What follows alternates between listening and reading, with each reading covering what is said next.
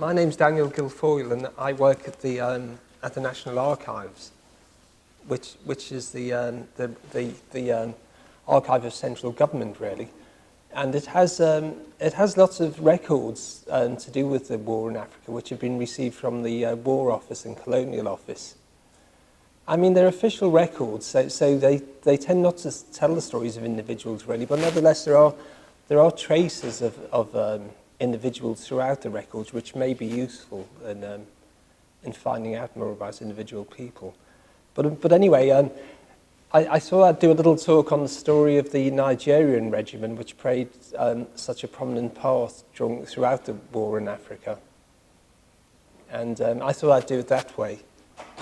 Well, the origins of the Nigerian regiment lay back probably in the 1860s, when Britain had the colony of Lagos, and they were in conflict from time to time with some of the African polities, in the Egba people, for example. And at that time, they decided to form a police force, which was known as the Lagos Hausa Constabulary. And it was involved in various political conflicts with local people over the years, throughout the next 50 years, up to the establishment of the colony of Nigeria and its amalgamation in 1914, right, almost at the beginning of the First World War. So by the time of the outbreak of the First World War, the Nigerian regiment was fully formed, and it was already there before the war started. It had taken place in quite a few local military conflicts, for example, the Ashanti War of 1900. And it always had a very kind of ambiguous relationship with the Nigerians, because it was essentially a police. It was, people joined it. It could be difficult, they'd had this kind of ambivalent relationship with people. And also the work was hard. You were going to be away from home for a long time. It was tough on the family, but nevertheless, there were always a good number of not conscripts, volunteers for it, and it was probably quite an attractive proposition for some young men. It was fairly well paid. It had a certain prestige, and advancements and promotion were a possibility. In the regiment, the British reserved the ranks of commissioned officers for British soldiers. But Nigerians took the roles of non-commissioned officers, sergeants and corporals. So they played a very vital part in the way the regiment was run and organised. And they were also the means of communication, I suppose, that kind of interface between British officers and the Nigerian soldiers. So at the beginning of the war, the regiment was well established. Some of the soldiers became quite well known. Probably the most famous is someone called Bello Ekure, who was much decorated. He won a DCM for bravery and also a military medal later on. Nevertheless, it tends to be quite difficult to find out very much about the individual. But there are some things we can find on the Nigerian regiment. For example, the regimental rolls, which lists the soldiers. And as Christina was saying just now, what makes it very difficult is the soldiers are usually only given one name, and then given the name of the place they came from. So we find lots of soldiers with the name, Abiakuta, because they came from Abiakuta. These medal rolls, which we might be able to see later on, they also give details such as if a person was killed or if he was seriously wounded. So again, there is information there which might help to pin someone down as a particular individual. We also have the individual medal cards which were given out to soldiers, and there's quite a large set of those. And again, they give the name of the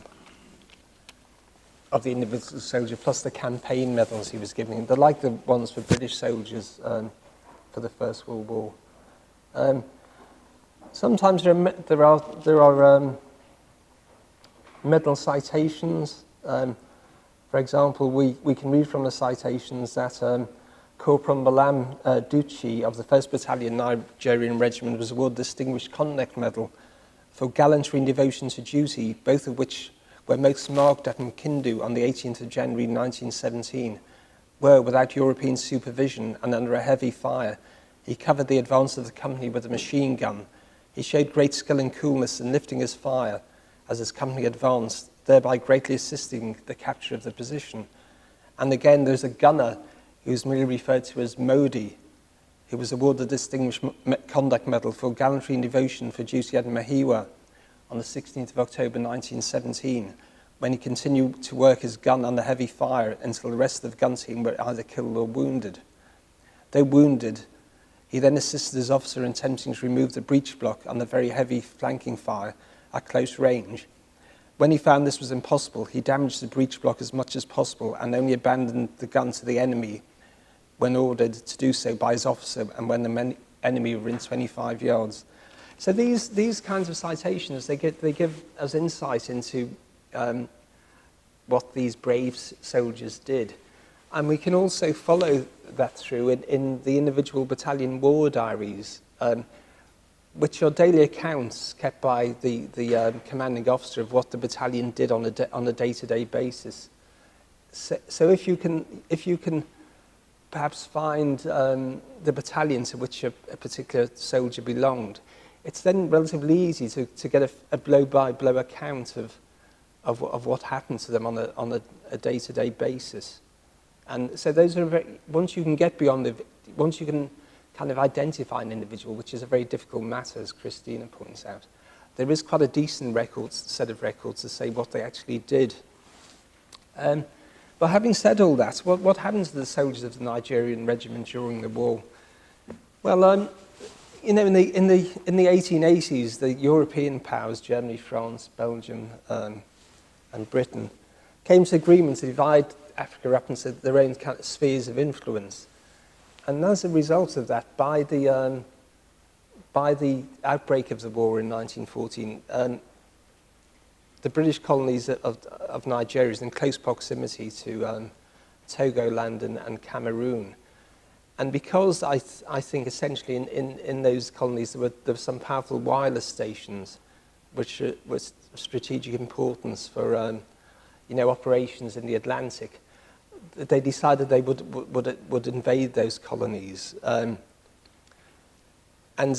at that stage, men like Belawakuri, Modi, and Malam Duchi, who were in the Nigerian regiment, joined soldiers from the Gold Coast and began the invasion of Togoland. And conditions there were pretty tough. It was mountainous. There's a lot of fighting in heavy forests. We've got some pretty good photographs, aerial photography, and some good line drawings, which we might take a look at later on if the presentation comes up. So it's quite easy to find out, or relatively easy to find out what people were up to in Cameroon and Togoland. And Togoland fell to the troops quite quickly, but the war in Cameroon took quite a long time, and it was only in March 1916 that the conquest was completed. And at that point, the Nigerians, most of them went back home. The regiment was shrunk down to its kind of peacetime size again, and lots of people went back to their families again. But things changed after that, and it was essentially events in East Africa which would change things for the Nigerian regiment, because at the beginning of 1916, the British began a more determined attempt to invade the German colony of Tanganyika, and we've heard quite a lot about that already this morning. But at that time, there were soldiers of the King's African Rifles were fighting alongside a couple of British regiments and quite a few Indian regiments as well, and there were also a lot of South African troops there too. And as the 1916 wore on, particularly the European and Indian troops, they were fighting in a strange disease environment. They were well out of the natural environment, and it wasn't so much injury or wounding that wore them down, but just illness. And by the end of 1916, they were in a pretty bad way. malaria particularly was a very serious disease for them, and they were brought home essentially at that point. And the British authorities had the idea that, you know, the West Africans would make a contribution to the campaign in East Africa. So towards the end of 1916, there were calls for volunteers again to join up. And again, you'd think that after a hard campaign in West Africa, it might have been hard to get people, but a regiment of about 2,500 was soon raised, and they left for East Africa in November 1916. And they went by ship out into the ocean, away from land, which was probably a new experience for many. The ship rounded the Cape, and they stopped at Durban on the way up to Dar es Salaam. And at Durban, the troops were allowed out off the ship for a week or so, and they did various things. They visited the Durban Zoo, and they went to the movies, and they saw a movie by Charlie Chaplin, which again was probably a new experience for lots of people. But after that brief, relatively enjoyable interlude, I guess, it was back on the ship and up to Dar es Salaam, and they were there just at the end of 1916. And then they took the train from Dar es Salaam for about 120 miles into central south Tanzania, Tanganyika as it was then, and there they were at the front. And then began one of the longest and strangest campaigns, I think, of the First World War. And I won't attempt to describe it myself, but because it's pretty succinctly, I think, summed up by an officer who wrote an account afterwards. And he says, this is someone called Shepherd, who was an officer in the King's African Rifles. He says, of all the shows of the Great War, the German East African campaign is perhaps the least well known. And yet in many ways it was a very extraordinary war. The vastness of the country, the intensely difficult nature of the theatre of war, the appalling health conditions, and the great hardships inseparable from an equatorial campaign produced conditions which will perhaps never be seen again. There are no roads at all. We made in the 4 years we were there between 3,000 and 400 miles of roads passable for motors.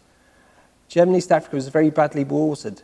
There were few big rivers, but very few streams in the dry season. And of all anxieties that confront a commander of troops, his lack of water is the worst. Hunger is a trifle, but no water is death. And over 9/10 of this vast country stretched the bush. It took a very brave man to fight well in the bush, as it was like fighting in a mist. And a man 20 yards away from his fellows felt as if he was alone in Africa. Every plague of Egypt and a few more seemed to exist on the equator, and malaria was the most deadly of all. And he goes on to describe, encounters with wild animals and just the sheer difficulty of the campaign. I think people have already talked about this morning. But that's where the Nigerian regiment found itself.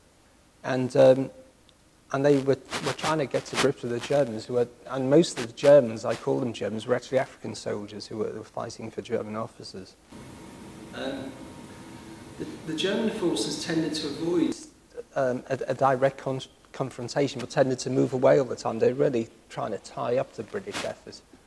And so the Nigerian regiment was often on very long forced marches, and they endured, the extremes, I think, of fatigue, thirst, and hunger throughout the campaign.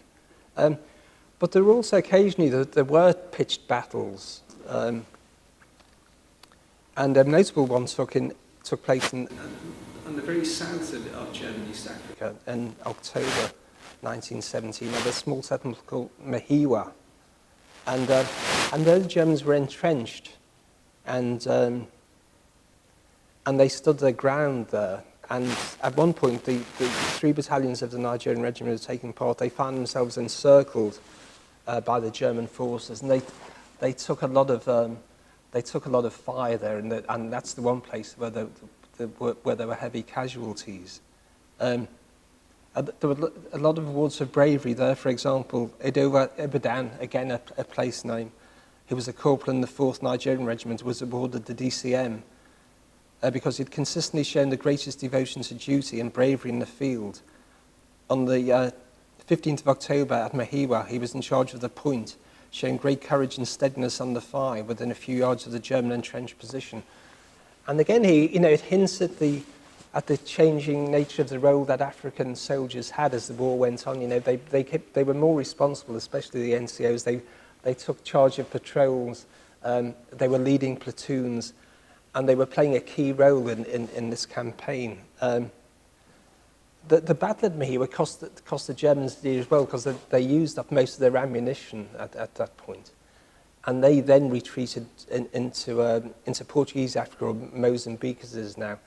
And essentially the rest of the war was really a pursuit of the Germans through Mozambique and eventually up into Zambia, where the Germans surrendered. And again, it's notable that the Nigerian regiment was still engaged in this war after armistice, because it took the Germans a week or two afterwards to learn about the armistice and to surrender.